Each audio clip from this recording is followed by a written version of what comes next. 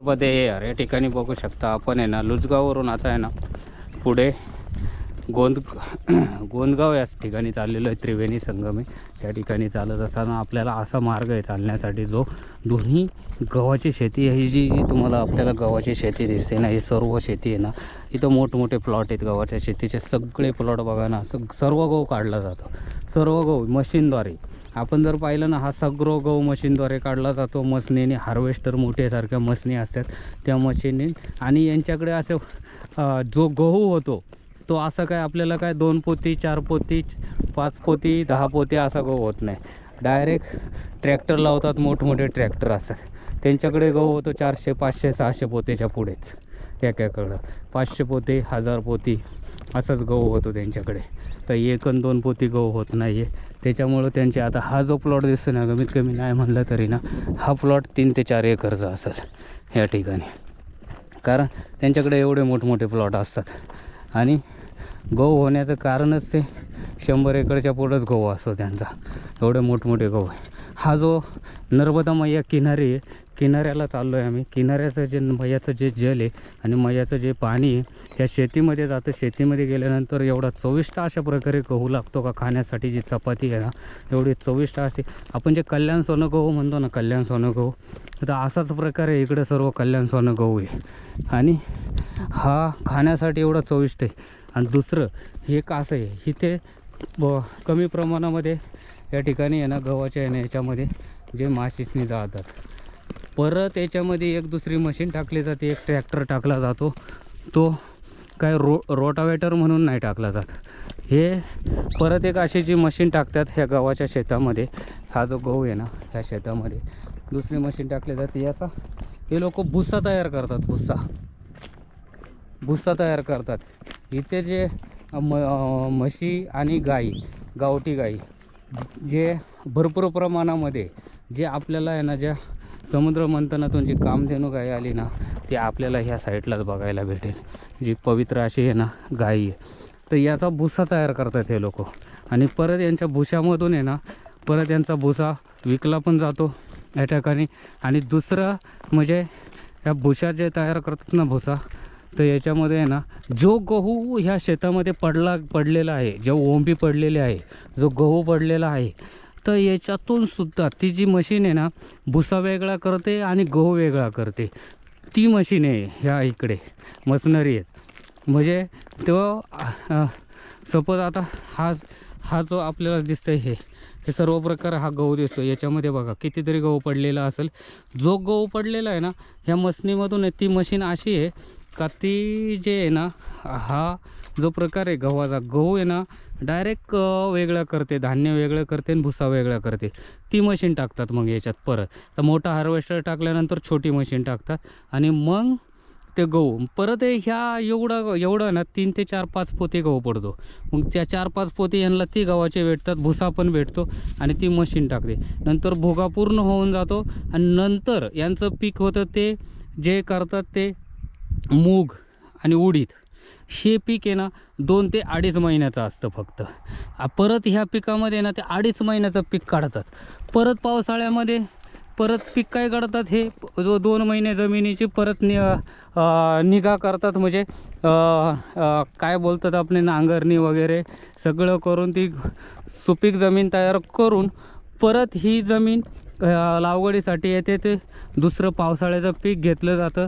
ते पीक जे घेतात ते एक मका आणि धान म्हणजे भात. इकडे धानला भात म्हणतात आणि साळ भात हे पीक घेतलं जातं. म्हणजे अशी पिकं घेतात. इथे जमीन आहे ना फक्त 1 ते 1.5 महिन्यासाठीच आहे ना मोकळे असते. नाही तर पूर्ण जमीन आहे ना 10 ते 11 महिने जमीन आहे ना, 10 ते 11 महिने जमीन पूर्ण. वर्षाच्या 1च महिना जमिनीला आहे ना सुट्टी आहे. नाही तर जमीन आहे ना 365 दिवसामध्ये आहे ना 3 पिकं घेतात. आणि म्हणून इकडचे जे शेतकरी आहे ना एवढे मोठमोठे शेतकरी असतात. का हे जे शेतकरी मोठे का असतात, कारण यांची जी रूटिंग आहे ना एकदम व्यवस्थित आहे. आणि यांचे साळ काढायला सुद्धा मशनरी आहेत. साळ मका काढायला सुद्धा मशीन येते. म्हणजे इकडं मॅन पॉवर माणसांचा वापर नाही. माणसं ही फक्त आणि पाणी देण्यासाठी म्हणजे पाणीसुद्धा यांचं आहे ना वाफ्यांनी नसतं. वाफे म्हणजे आपण हे पाणी एक खोरं घेऊन पाणी देऊ तसं काही नाही. इथं डायरेक्ट स्प्रिंगलर आतरणार, सगळं स्प्रिंगलरवरती चालतं. स्प्रिंगलर मोठमोठे स्प्रिंगलर आहेत, मोठमोठे हे आहेत, प्रत्येक याला स्प्रिंगलर आहे. परत तुमचे याला घ्या, मकाला डायरेक्ट ठिबक आतरून देतात. ज्या जमिनीमध्ये मका करणार त्या जमिनीत ठिबक. म्हणजे यांच्याकडं मॅनपॉवर कमी. घरामध्ये माणसं समजा असतील 5 ते 6 माणसं कुटुंबामध्ये, त्या कुटुंबामध्ये 100 एकर जमीन करतात. त्या कुटुंबामध्ये 100 एकर जमीन करायची म्हणजे त्यांच्याकडे एक सिस्टम लावलेली आहे, त्या सिस्टमनुसारच जमीन करतात. अशी एकदम माणसांचा गैरवापर नाही करते. गैरवापर म्हणजे एक राबवणे, कंटाळणे माणसाला. त्याच्यातून ती पाणी देणे तेवढ्या पुरतंच. 2 दिवस या वावराला, 1 दिवस पाणी देईन, फक्त लावून द्यायचं स्प्रिंगलर, घरी यायचं आराम. म्हणजे हे लोक वर्षभर आहे ना शेती करतात 100 ते 150 एकर, पण आहे ना मेहनत नाही आहे अजिबात. बिना मेहनतीची शेती जर करायची असेल तर यांच्याकडूनच शिकून घ्यायची. हा जो प्रदेश आहे, जो एम पीमध्ये आम्ही ज्यावेळेस मैया किनारी चालत होतो ना, त्यावेळेस आमच्या लक्षात आलं का शेती कशी केली जाते. तर अशा प्रकारे केली जाते का बिना मेहनतीची शेती करायची असते. मेहनत नाही पाहिजे. बिना मेहनतीची एवढी जबरदस्त पैसे कमवतात. आणि हा जो धान म्हणजे धान असतो, जी साळ असते MP UP, आणि गहू असतो, हा रेशनिंगमध्ये आपण रेशन म्हणतो ना, रेशनिंगमध्ये यांची विक्री 27 ते 28 रुपये किलोनी आहे ना, हे गव्हर्नमेंटला विकतात. आणि गव्हर्नमेंट आपल्याला 1 रुपया किंवा फ्रीमध्ये देतं हेच धान्य. आणि आपण म्हणतो रेशनिंगच्या गहू आहे, खराब गहू आहे म्हणून आपण खात नाही. असं नाही आहे. हेच गहू आपल्याला येतात सर्व, कारण इथं सर्व गव्हर्नमेंटचे गोडाऊन आहेत, दुसरं प्रायव्हेट नाही आहे. जे प्रायव्हेट खरेदी याला असतं त्यांची खरेदी वेगळ्या होतात, पण जास्त करून गव्हर्नमेंटच्या इकडे गोडाऊन आहेत.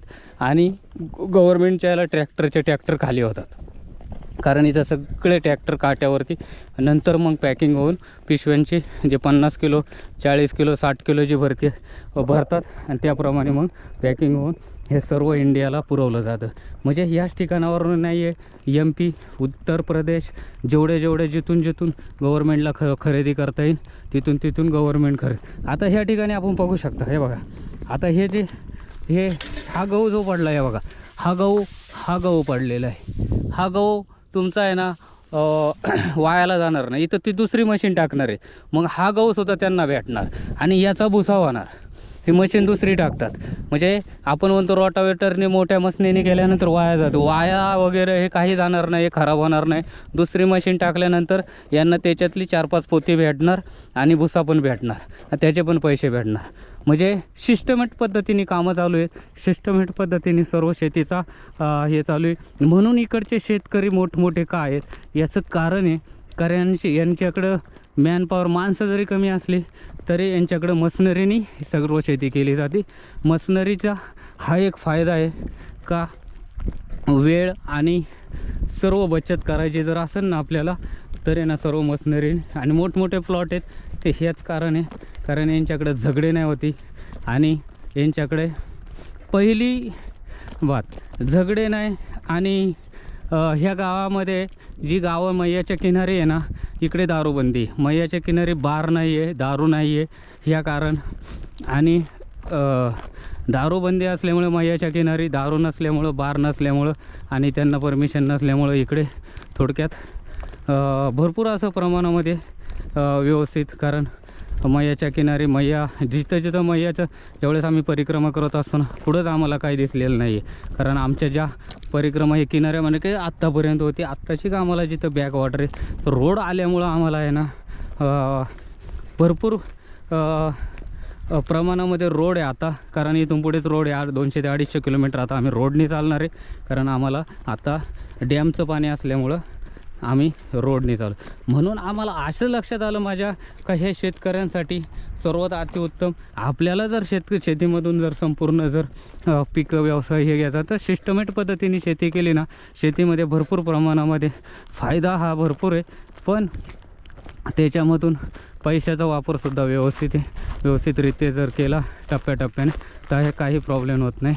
तर आपल्याला सांगण्याचं हे नर्मदा मैया किनाऱ्यावरून किंवा नर्मदा मैयाच्या परिक्रमेच्या मार्गावरून ते सांगताय. तर नर्मदा मैया चरणी एक प्रार्थना करून सांगतो की आपल्याला सिस्टमॅटिक पद्धतीने शेती केली तर फायदा होईल आणि मैया काही कमी पडून देणार नाही.